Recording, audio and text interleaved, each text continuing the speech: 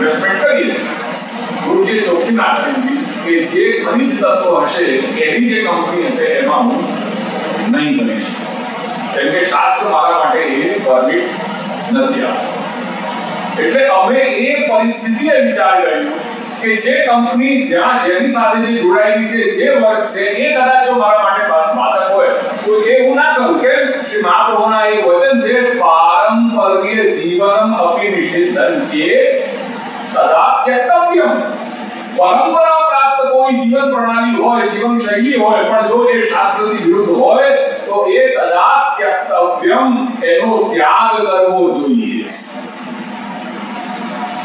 પરંપરાથી કે હવે અમારો વડીલોથી આ જ અમારો ધંધો છે ના, જો એ ધંધો શાસ્ત્રથી વિરુદ્ધ હોય તો એનો ત્યાગ કરવો જોઈએ. એમની જ્યાંથી જાગ્યા ત્યાંથી સવાર. હવે આપણને ખ્યાલમાં આવ્યું, let's do it, let's stop it. એટલે પહેલાનું જીવન એ હતું, હવે આ બધું બદલાઈ ગયું. તાત્પર્ય એ છે કે જે વડીલે ત્યાં એમણે પ્રશ્ન કર્યો કે જે આપણે આ કુળદેવી કુળદેવતાનું જે આપણે કરી રહ્યા છીએ એમાં હવે આજકાલની પરિસ્થિતિ એવી થઈ ગઈ છે કે સેવા ઇટસેલ્ફ જે આપણું આત્મધર્મ છે, ધર્મ બે, આત્મધર્મ અને દેહ ધર્મ, આ જે કુળદેવી કુળદેવતાનું જે પૂજન વગેરે છે એ બધું આપણું દેહ ધર્મ સાથે જોડાયેલું છે. અને આપણી જે ભગવત સેવા છે, કથા છે, એ આપણા આત્મધર્મ સાથે જોડાયેલું છે. એટલે દેહ ધર્મ મોટો ગણાય કે આત્મધર્મ મોટો ગણાય? કેમ આત્મધર્મ મોટો ગણાય?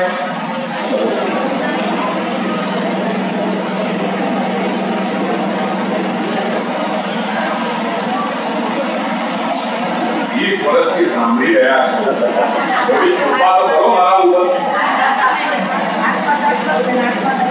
આત્મા શાશ્વત છે, અવિનાશી છે, અજર છે, અમર છે.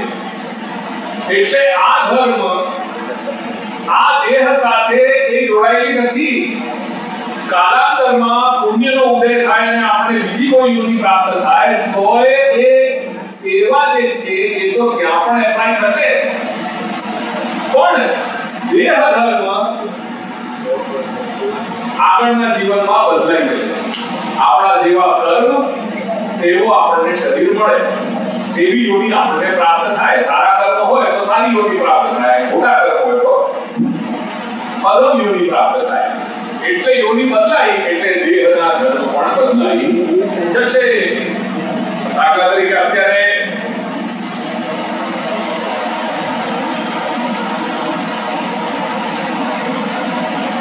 જે આપણને દેહ પ્રાપ્ત છે, સારા કર્મોના કારણે કોઈ ઉત્તમ ગતિ આપણને મળી તો એમાં આપણા દેહના ધર્મ બદલાઈ જશે.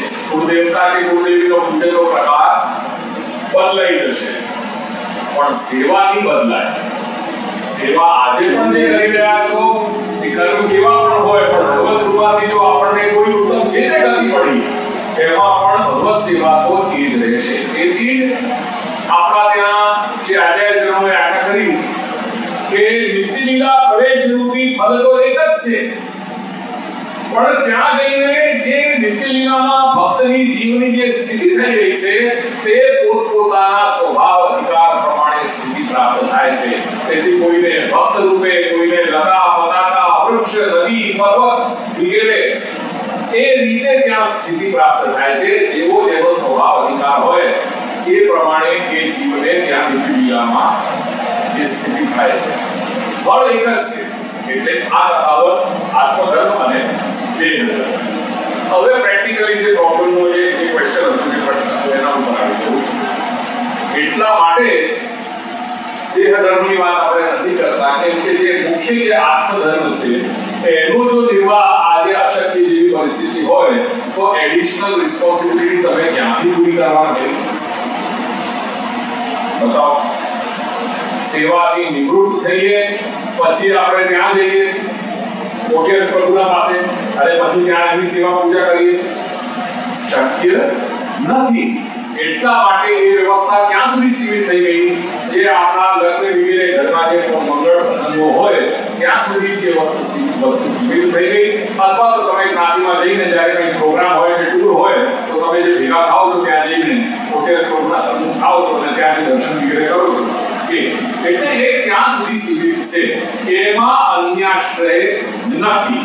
સમજો, કેમ કે ગણેશ સ્થાપન હું મારા જે કંઈ પણ મારા ઘરે જે વિધિ થતી હોય છે એ વિધિમાં દાખલા તરીકે લાલનનો એટલો પવિત્ર હતો કે અમારા ત્યાં લગ્ન વગેરે પ્રસંગો થતા હોય છે, એમાં પણ સર્વપ્રથમ જે વસ્તુ આપણા બધા માટે કોમન છે તે શું છે? આપણા ત્યાં વિધિનો કે આપણા ત્યાં મંગળ પ્રસંગ હોય એની શરૂઆત કઈ રીતે થાય છે? કઈ વિધિ સાથે?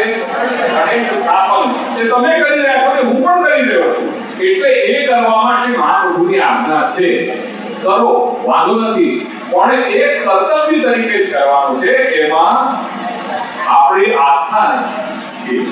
આ કર્તવ્ય મને પ્રાપ્ત થયું છે તેથી હું કરી રહ્યો છું. હે દેવ, પણ આ આપની વંદના જે મેં કરી, આપ વિઘ્ન હરતા છો, આ મારા ઘરે પ્રસંગ છે, આપ મારો પ્રસંગ આપના આશીર્વાદથી નિર્વિઘ્ન પરિસમાપ્ત થાય તેવી આપના ચરણોમાં અભ્યર્થના.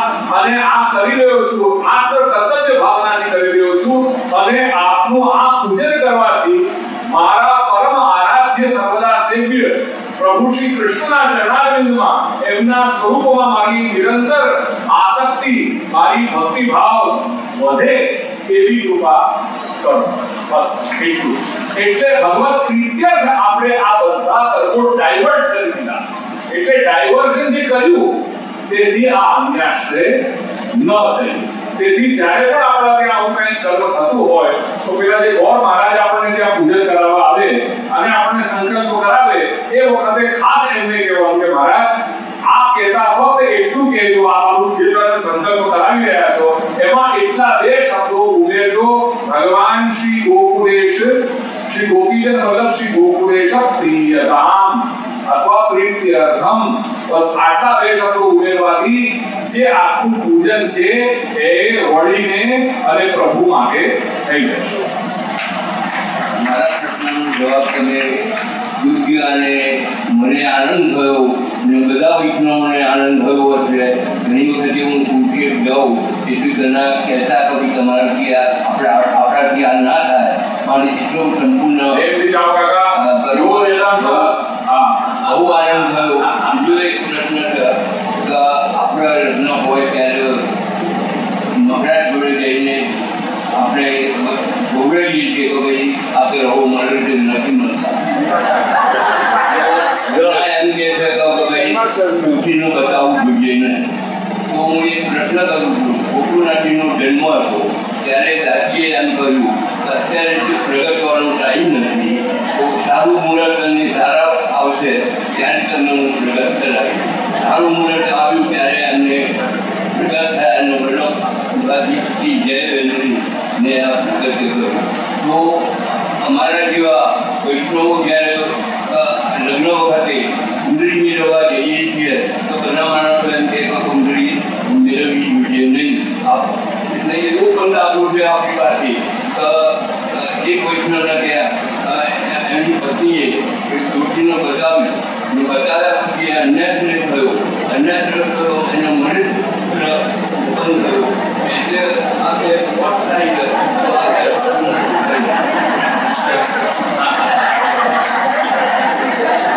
प्रश्न आयो ने या कि पहले जो नाती वालों जो હતો अंतर जातीय वालों सेम रूप यहाँ पे कोई अप्लाई हो रहा है. ये कहो कि शास्त्र मैं आपको बचा लूं, रक्षा कर ली. क्यों? क्योंकि जब आपको कोई ना बोलना है तो डायरेक्ट बोलोगे नहीं. कोई जन्माक्षर पढ़ता है સારું એડજસ્ટમેન્ટ છે, એમાં તમને ચિંતા થઈ રહી છે. આ એમિકેબલ સેટલમેન્ટ છે ને, તમને ખોટું બનવું નથી કોઈનું. એટલે ત્યાં જ્યાં તમને આ કરવી છે અથવા ના કરવી છે, બંને જગ્યાએ જન્માક્ષર તમારા સપોર્ટમાં ઉભો રહે છે. ના કરવી હોય તો જન્માક્ષર મળતા નથી, એટલે નહીં થાય. છે અરે બંને છોકરાઓ સુધી જન્માક્ષરની ક્યાં વાત છે?